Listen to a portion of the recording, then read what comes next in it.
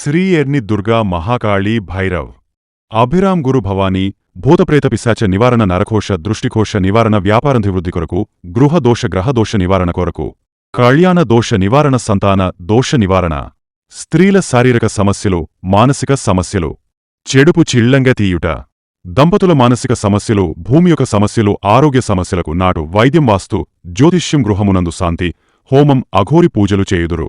మరిన్ని వివరాలకు ఈ క్రింది నంబర్లకు సంప్రదించండి. నమస్కారం. వార్తా కిరణం వార్తలకు స్వాగతం. నా పేరు స్వాతి. వార్తలకు ముందుగా హెడ్లైన్స్.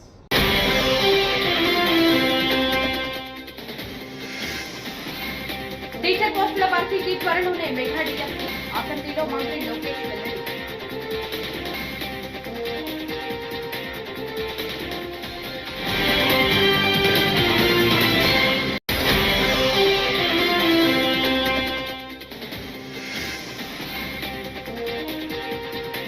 ఏపీ శాసన మండలిలో బొత్సకు అచ్చెన్నాయుడు కౌంటర్.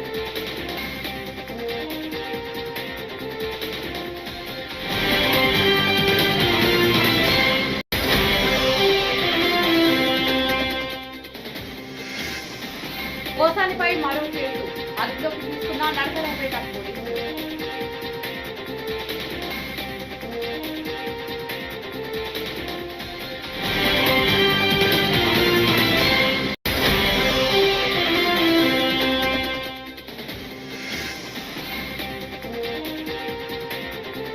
గంజాయి నిలుపుదల కోసం ఈగల్ వ్యవస్థ హోంమంత్రి.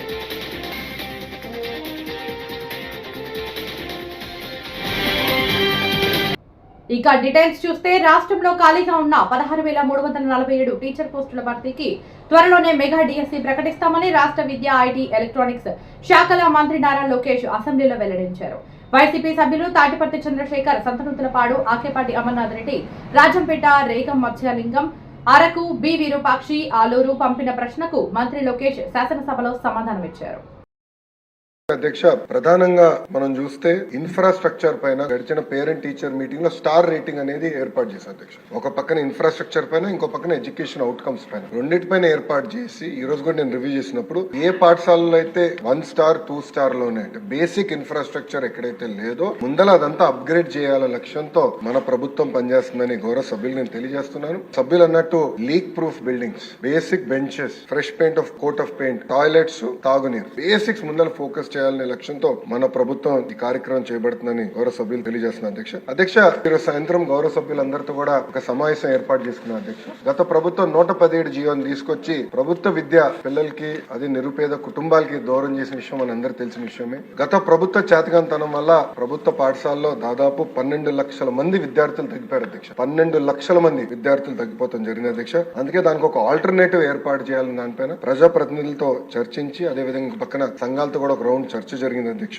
ఆల్టర్నేట్ పైన కూడా మేము చర్చిస్తాం జరుగుతుంది. ఇంతేకాకుండా అధ్యక్ష, ఏదైతే ఇన్కంప్లీటెడ్ వర్క్స్ ఉన్నాయో, ఎక్కడైతే ఇంకా వర్క్ లో అవ్వాల్సి ఉందో అన్నిటిపైన కూడా మేము వివరాలు తీసుకుంటాం అధ్యక్ష.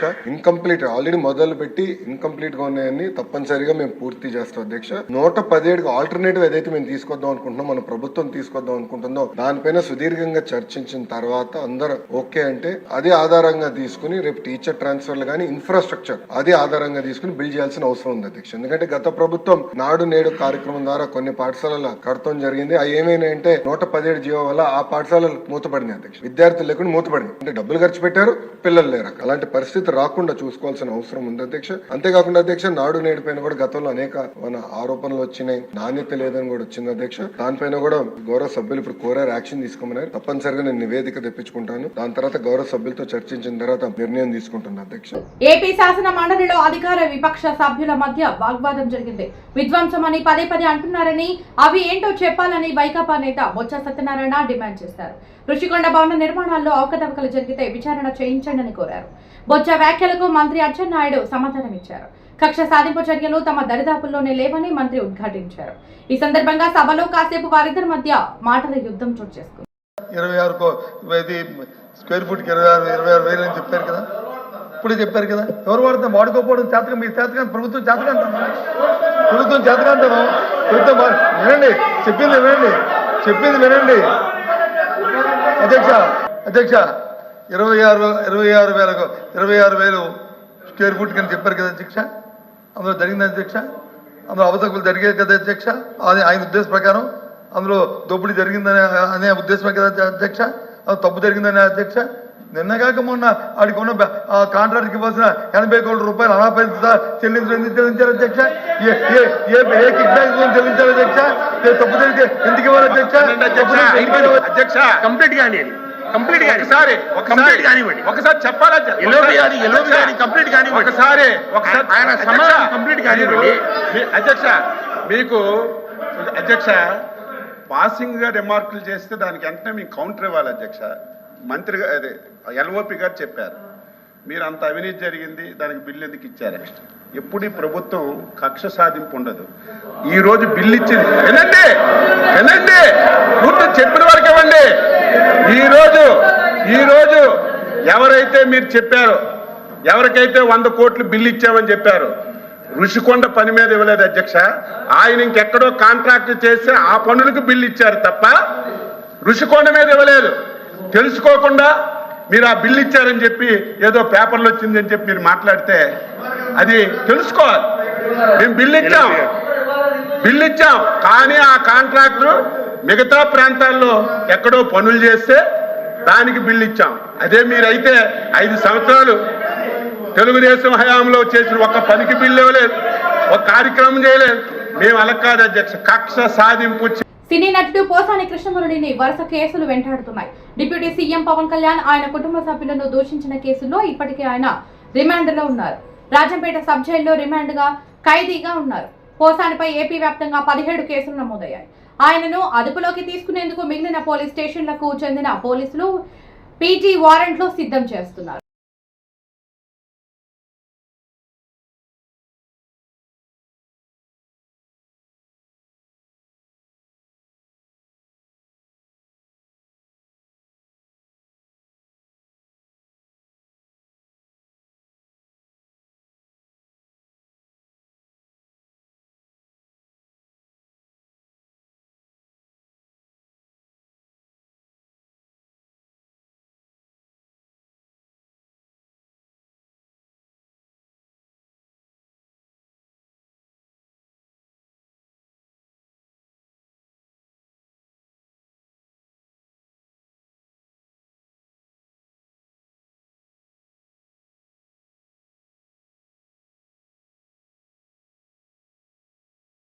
గత ప్రభుత్వ హయాంలో గంజాయి సాగు రవాణా విచ్చలవిడిగా జరిగిందని హోంమంత్రి అనిత తెలిపారు.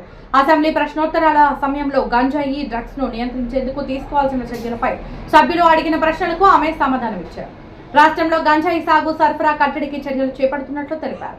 దీనికోసం ప్రత్యేకంగా ఈగల్ వ్యవస్థను ఏర్పాటు చేశామన్నారు. 11,000 ఎకరాల గంజాయి సాగును 100 ఎకరాలకు నియంత్రించామన్నారు. ఈ గాంజాని ఎలా నిరోధించాలి, గాంజా మీద ఉక్కు పదం ఎలా మోపాలి అనే దాని మీద చాలా సీరియస్ గా డిస్కషన్ కూడా జరిగింది అధ్యక్ష. దీని మీద మన గవర్నమెంట్ లోకి వచ్చిన వెంటనే ఫస్ట్ ఆఫ్ ఆల్ గౌరవ ముఖ్యమంత్రి గారు డిపార్ట్మెంట్ వాళ్ళందరితో కూడా కూర్చొని ఈ గాంజా ఎక్కువగా ఉండటం వల్ల లాస్ట్ గవర్నమెంట్ లో ఈ గాంజా డ్రగ్స్ వినియోగం గానీ రవాణా గానీ విపరీతంగా అయిపోవటం, ఎక్కడైనా గాంజా దొరికినా డ్రగ్స్ దొరికినా దానికి సెంటర్ పాయింట్ ఆంధ్రప్రదేశ్ అవడం లాస్ట్ గవర్నమెంట్ లో మనం చూసాం. దీని నేపథ్యంలో first of all crime rate తగ్గించాలి అంటే ఈ గాంజా నరికట్టాలి, అదేవిధంగా డ్రగ్స్ నరికట్టాలి అనే ఏకైక ఉద్దేశంతో గౌరవ చంద్రబాబు నాయుడు గారు సీఎం గారు ఒక ఏర్పాటు చేసుకుని ఈగల్ అని సపరేట్ గా ఒక వింగ్ ను కూడా ఏర్పాటు చేయడం జరిగింది అధ్యక్ష. దానికి ఆంధ్రప్రదేశ్ ప్రభుత్వం కూడా జీవోఎంఎస్ నెంబర్ 145 మనకు ఇచ్చారు అధ్యక్ష. మొన్న బడ్జెట్ లో కూడా ఈగల్ కి సపరేట్ గా ఒక బడ్జెట్ ని కూడా కేటాయించారు అధ్యక్ష. ఒక IG level officer DIG level officer ఏర్పాటు చేసి ఒక టీమ్ ని ఏర్పాటు చేయడమే కాకుండా ప్రతి జిల్లాలోని కూడా ఈగల్ టీమ్స్ ని ఏర్పాటు చేయడం, అదేవిధంగా నార్కోటిక్ పోలీస్ స్టేషన్స్ ని ప్రతి జిల్లాలో సుమారు 26 జిల్లాల్లోనూ కూడా అధ్యక్ష నార్కోటిక్ కంట్రోల్ సెల్స్ ని ఏర్పాటు చేయడం కూడా జరిగింది అధ్యక్ష. ఇందాక మన సభ్యులు మాట్లాడుతున్నప్పుడు 11,000 ఎకరాల నుంచి మనకు 100 ఎకరాల వరకు రావడం అనేది సంతోషంగా ఉంది అని చెప్పారు. దీన్ని కూడా ఎలా కంట్రోల్ చేయాలి, దానికి సంబంధించిన ప్రతి ఇన్ఫర్మేషన్ కూడా డిపార్ట్మెంట్ వాళ్ళ దగ్గర ఉంటుందని చెప్పారు అధ్యక్ష. అది ఉండటానికి నిజంగా ఒక 20 హాట్ స్పాట్లను కూడా ఈగల్ టీమ్ అదేవిధంగా డిపార్ట్మెంట్ వాళ్ళందరూ కూడా ఐడెంటిఫై చేశారు అధ్యక్ష. సుమారుగా మనం చూసుకుంటే అధ్యక్ష నెంబర్ ఆఫ్ విలేజెస్ చూసుకుంటే దగ్గర 7 విలేజెస్ లో అధ్యక్ష 375 అంటే మండలాల్లో 7 మండలాల్లో 375 విలేజెస్ లో ఈ హాట్ స్పాట్స్ గుర్తించి కల్టివేషన్ చేయకుండా తీసుకునే బాధ్యతను కూడా తీసుకున్నారు అధ్యక్ష. ఒక ఎగ్జాంపుల్ చెప్పాలి అధ్యక్ష, 359 ఫ్యామిలీస్ ఇందులోని గత కొన్ని సంవత్సరాలుగా వీళ్ళు హ్యాబిచువల్ అఫెండర్స్ అధ్యక్ష. కల్టివేషన్ చేస్తూనే ఉంటారు, ఎంతమంది చెప్పనేయండి ఎన్ని చేయనియండి వాళ్ళు అక్కడ కల్టివేషన్ చేస్తూనే ఉంటారు అనమాట. మన గవర్నమెంట్ వచ్చిన తర్వాత 359 ఫ్యామిలీస్ ని కూడా ఐడెంటిఫై చేసి వాళ్ళకి ఆల్టర్నేట్ క్రాప్స్ ఇచ్చి ఈ సంవత్సరం ఒక ప్లాంట్ కూడా వేసుకునే పరిస్థితి లేకుండా వాళ్ళని మోటివేట్ చేసుకుని వాళ్ళు మన కంట్రోల్లో పెట్టుకునే పరిస్థితి వచ్చింది అధ్యక్ష. దీనికి చెప్పేది ఏంటంటే ఏ రకంగా తగ్గించారు 11,000 ఎకరాల నుంచి 100 ఎకరాల వరకు అని చెప్పడానికి ఇది ఒక ఎగ్జాంపుల్ గా చెప్తున్నాం అధ్యక్ష. సుమారుగా ఈ గంజాయి సాగు చేసిన తర్వాత ట్రాన్స్పోర్టేషన్ కూడా చూసుకుంటే అధ్యక్ష, మనకి మిగతా రాష్ట్రాల నుంచి ఈ మధ్య కాలంలో మనం గాంజా పట్టుకున్నాం అధ్యక్ష. దగ్గర 40,088 కిలోల గంజాయిని మనం పట్టుకున్నాం అధ్యక్ష. 564 వాహనాలను జప్తు చేయడం జరిగింది అధ్యక్ష. అంటే సుమారుగా మనం చూసుకుంటే అధ్యక్ష, మన దగ్గర కల్టివేషన్ కన్నా ఈ చుట్టుపక్కల రాష్ట్రాల నుంచి మన దగ్గరకు వచ్చే ట్రాన్స్పోర్టేషన్ చాలా ఎక్కువగా ఉంది అధ్యక్ష. దీని నేపథ్యంలో ఇమీడియట్ గా హోంశాఖ అదేవిధంగా ఈగల్ టీమ్ వాళ్ళు కలిపి ఒక ఇంటర్ స్టేట్ కోఆర్డినేషన్ మీటింగ్ కూడా ఏర్పాటు చేసుకోవడానికి అదేవిధంగా ఒక సెల్ ను కూడా ఏర్పాటు చేసుకోవడానికి కూడా నిర్ణయించుకున్నాం అధ్యక్ష. దాని మీద ఆల్రెడీ స్టేట్ లెవెల్ కమిటీ కూడా ఒకటి ఫామ్ అయింది అధ్యక్ష. సిఎస్ గారి ఆధ్వర్యంలో ఒక స్టేట్ లెవెల్ కమిటీ అదేవిధంగా మనకి డిస్ట్రిక్ట్ లెవెల్ కమిటీస్ కూడా ఇందులో ఉన్నాయి అధ్యక్ష. డిస్ట్రిక్ట్ మెజిస్ట్రేట్ మనకి ఆధ్వర్యంలో మన ఎస్పీ గారు చైర్మన్ గా ఉండి ఒక కమిటీ కూడా ఏర్పాటు చేసుకోవడం జరిగింది అధ్యక్ష. ఉత్తరాంధ్ర టీచర్ ఎమ్మెల్సీ ఎన్నికల తొలి ప్రాధాన్యత ఓట్ల లెక్కింపు పూర్తయింది. తొలి ప్రాధాన్యత ఓట్లలో పిఆర్టీయూ అభ్యర్థి గాదే శ్రీనివాసులు నాయుడుకు 6,927 ఓట్లు రాగా ఏపీటీఎఫ్ కూటమి అభ్యర్థి పి రఘువర్మకు 6,596 ఓట్లు, పీడీఎఫ్ అభ్యర్థి విజయ గౌరికి 5,624 ఓట్లు వచ్చాయి. తొలి ప్రాధాన్యత ఓట్ల లెక్కింపులో అభ్యర్థుల విజయాన్ని నిర్ణయించలేకపోవడంతో రెండో ప్రాధాన్యత ఓట్ల లెక్కింపుకు అధికారులు సిద్ధమయ్యారు.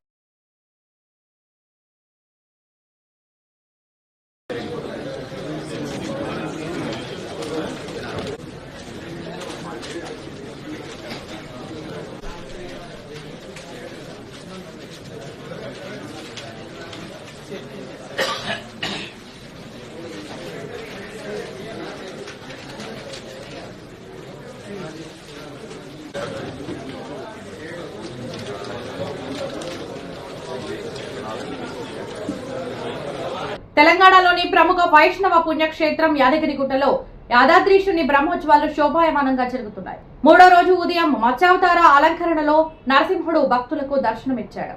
పూజలు అనంతరం స్వామిని వీధుల గుండా మేళతాళాల వేద మంత్రాల మధ్య ఊరేగించి తూర్పు రాజగోపురం వద్ద అధిష్ఠింపజేశారు. ఉత్సవమూర్తి ఊరేగింపును చూసి భక్తులంతా తరిస్తూ స్వామివారిని దర్శించుకున్నారు.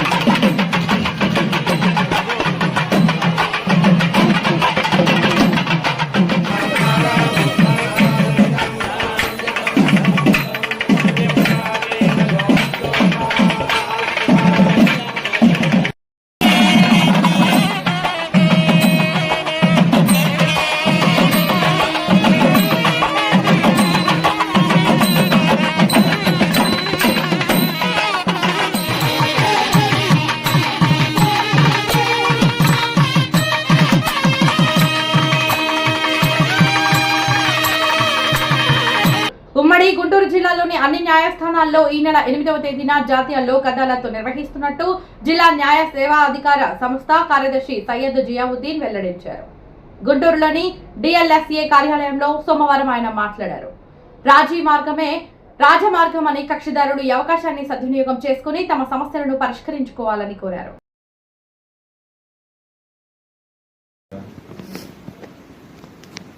గౌరవనీయ జాతీయ న్యాయ సేవా అధికార సంస్థ వారి ఆధ్వర్యంలో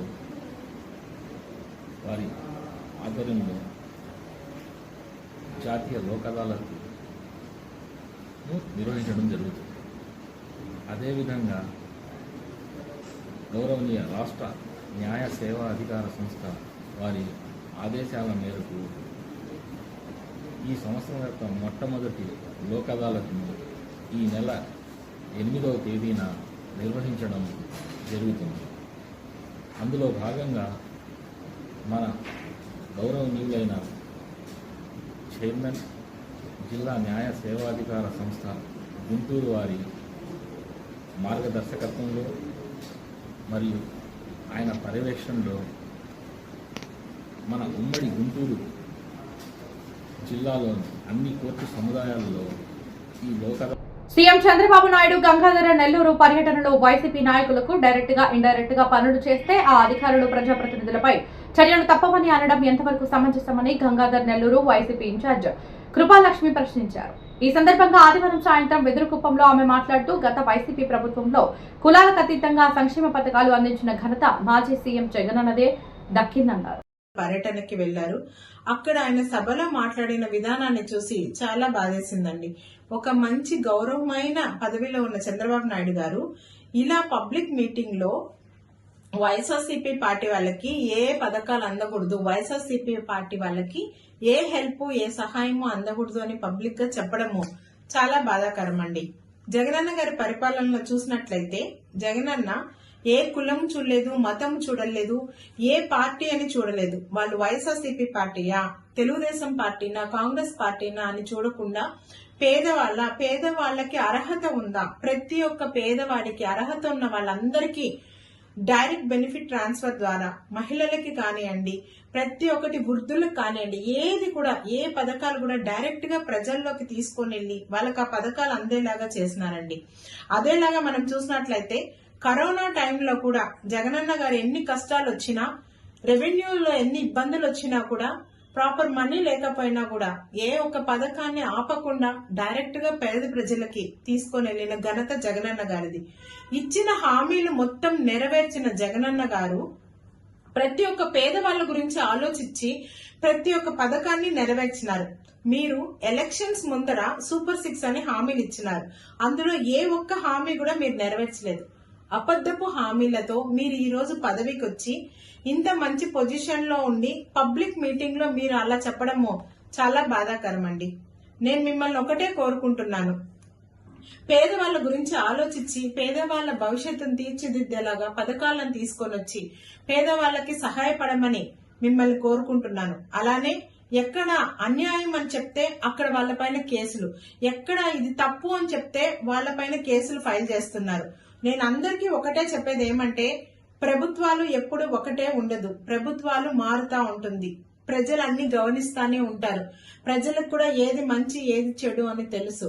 దయచేసి ప్రజలకి ఉపయోగపడే పథకాలని ప్రజలకి గత వైసీపీ ప్రభుత్వ హయాంలో అంచనాలకు మించి అప్పులు చేసి రాష్ట్రాన్ని సర్వనాశనం చేశారని రాజమండ్రి ఎమ్మెల్యే గోరంట్ల బుచ్చయ్య చౌదరి ఆరోపించారు. సోమవారం రాజమండ్రిలో నిర్వహించిన విలేకరుల సమావేశంలో ఎమ్మెల్యే మాట్లాడారు. రాష్ట్ర ప్రభుత్వం ప్రవేశపెట్టిన బడ్జెట్ జనరంజకంగా ఉందని పేర్కొన్నారు. అన్ని రంగాల అభివృద్ధి ధ్యేయంగా కూటమి ప్రభుత్వం పనిచేస్తుందన్నారు. ఈ రోజు అనుకున్న దానికంటే ఆర్థిక లోటు తీవ్రంగా ఉంది. అంచనాలకు మించి అప్పులు చేశారు గత ప్రభుత్వం. అన్ని రంగాల్ని కుదువబెట్టారు, భూములు కబ్జా చేశారు, దోపిడీకి తరలేపారు, అభివృద్ధి లేకుండా పోయింది. బటన్ నొక్కుడు పేరుతో భారీగా లక్షల కోట్లు నొక్కేశారు. ఇవాళ తిరిగి గాడిలో పెట్టడం కోసం నూతన ప్రభుత్వం కృషి చేస్తూ ఉంది. అనేక ఇబ్బందులు ఉన్నాయి. ఒకటి, విభజన వల్ల జరిగిన నష్టం ఒక వ్యక్తి అయితే, గత ప్రభుత్వ నిర్వాహకం జరిగిన నష్టం తీవ్రమైంది. అందుకనే ఇవాళ బీజేపీ కేంద్రంలో అధికారంలో ఉంది. వారి సహకారంతో రాష్ట్రంలో జనసేన, తెలుగుదేశం, బీజేపీ కలిసి ప్రయాణం సాగిస్తూ ఉన్నాయి. ఇవాళ ఊహించిన దానికంటే అప్పులు పెరిగి ఆర్థిక లోటు ఉంది. ఏం చేయాలన్నా ముందు కదలేని దౌర్భాగ్య స్థితిలో ఉన్నాం. అయినా కూడా చంద్రబాబు గారి నాయకత్వంలో దూరదృష్టితో విజనరీగా ఇవాళ ప్రభుత్వం ముందుకు సాగుతూ ఉంది. అందుకనే ఈ రోజున జనరంజక బడ్జెట్ని మనం ప్రవేశపెట్టాం. జనరంజక ఎందుకంటున్నానంటే అన్ని రంగాల అభివృద్ధి ధ్యేయంగా, ఒకవైపు సంక్షేమం, మరోవైపు అభివృద్ధి, ఆర్థిక వ్యవస్థను గాడిలో పెట్టడం, పాత అప్పులను తీర్చడం, రాష్ట్ర ప్రగతికి దోహదపడేలాగా కార్యాచరణతో వెళ్ళటం, నిరుద్యోగాన్ని తొలగించడం, పారిశ్రామిక అభివృద్ధి సాధించడం, పెట్టుబడులు సాధించడం, ఉపాధి కల్పించే లక్ష్యంగా, పేదరిక నిర్మూలన లక్ష్యంగా ఈ ప్రభుత్వం పనిచేస్తా ఉంది ఎక్కడికక్కడ. నెల్లూరు నగరంలోని టౌన్ హాల్లో ఆదివారం నాయుడుపేట వాస్తవ్యులు సుధామురళి రచించిన కవితా సంపుటి తడి ఆరనే వాక్యం ఒకటి పుస్తకావిష్కరణ సాహితీవేత్తలు, సన్నిహితుల మధ్య దిగ్విజయంగా జరిగింది. ఈ కార్యక్రమానికి కవి దిగ్గజాలు శ్రీ ప్రసేన్, విమల, ముఖాముల చక్రధర్, పెరుగు రామకృష్ణ, ఈతకోట సుబ్బారావు, పాతూరి అన్నపూర్ణ, సరసిజ పెనుకొండ, అవ్వారు శ్రీధర్ బాబు మొదలగు ఎందరో సాహితీ ప్రముఖులు హాజరయ్యారు. 7 ఏళ్ల కాలం నుంచి రాసినటువంటి అనేక సామాజిక అంశాల గురించి రాసినటువంటి కవిత్వాన్ని, ఒక 98 కవితలని ఏరి కూర్చి సంపుటిగా మీ ముందుకు తీసుకురావడం జరిగింది. దాని పేరు తడియారని వాక్యం ఒకటి. ఈ రోజున తడియారని వాక్యం ఒకటి అనేక మంది సాహితీ పెద్దల మధ్యన ఆవిష్కరణ జరుపుకోవడం చాలా ఆనందంగా ఉంది. ఈ సభకు హాజరైనటువంటి ప్రసేన్ గారికి, విమల గారికి, చక్రధార గారికి, సరసిజ పెనుకొండ గారికి, పరిమాధవి హనుమంత గారికి, మిగిలినటువంటి పెద్దలందరికీ, పాతూరి అన్నపూర్ణ గారికి, ఈతకోట సుబ్బారావు గారికి, పెరుగు రామకృష్ణ గారికి, అందరికీ కూడా నేను మనపూర్వకమైనటువంటి ధన్యవాదాలు తెలుపుతున్నాను. ఈ కవితలు సమాజంలో జరిగేటువంటి అనేకమైనటువంటి దుఃఖాలకు సంబంధించినటువంటి పరిస్థితులను గురించి ఆవేదన చెందుతూ రాసినటువంటి కవితలు. అంతేకాకుండా ఒక రాజ్యాకాంక్ష ప్రజల్లోకి ఎలా చొచ్చుకుపోయేటట్టు చేసింది, దానివలన ఎటువంటి పరిస్థితులు నేడు దాపురించాయి, వాటి వలన స్త్రీ ఎంతగా కుమిలిపోతోంది, బాధపడుతూ ఉంది అన్నటువంటిది ముఖ్య అంశాలుగా తీసుకుని ఇవి అనుకోని రాసినటువంటి కవితలు కాదు. ఏదన్నా ఒక ఇష్యూ జరిగినప్పుడు కానీ, ఒక సంఘటన మీద స్పందించాల్సి వచ్చినప్పుడు కానీ, కవిగా నా బాధ్యతని నేను ఏం చేయాలి, సమాజానికి నేను ఎలా దిశానిర్దేశం చేయగలగాలి అన్నటువంటి నా లోపల ఉన్నటువంటి ఆ మదనాన్ని రంగరించి రాసినటువంటి కవిత్వం ఇది. ఈ కవిత్వం నిన్న నిజంగానే కొంత దుఃఖం, కొంత వేదన ఉన్నమాట వాస్తవమే. అయినప్పటికీ కూడా సామాజిక పరమైనటువంటి కోణంలో ఆలోచించి చూస్తే దీని నుంచి పరిష్కారం కూడా దొరుకుతుంది అని నేను మాత్రం చెప్పగలుగుతాను. అదే కాకుండా ఇప్పుడు విస్తరినటువంటి గ్లోబలైజేషన్, మార్కెట్ మానేశానం, వీటన్నిటి మీద కూడా నేను కవిత్వాన్ని రాయడం జరిగింది. ఆ కవితలన్నీ కూడా ఇందులో ఉన్నాయి. ఇది నాకు తొలి కవితా సంపుటి. ఈ తొలి కవితా సంపుటి ఆవిష్కరణ ఇంత ఘనంగా జరిగినందుకు దీనికి సహకరించిన ప్రతి ఒక్కరికి, బంధుమిత్రులకు, నా కలీగ్స్కు, వచ్చేసినటువంటి పెద్దలందరికీ కూడా మనఃపూర్వకమైనటువంటి ధన్యవాదాలు తెలుపుతున్నాను. ఈ వార్తలు ఇంతటితో సమాప్తం. నమస్కారం.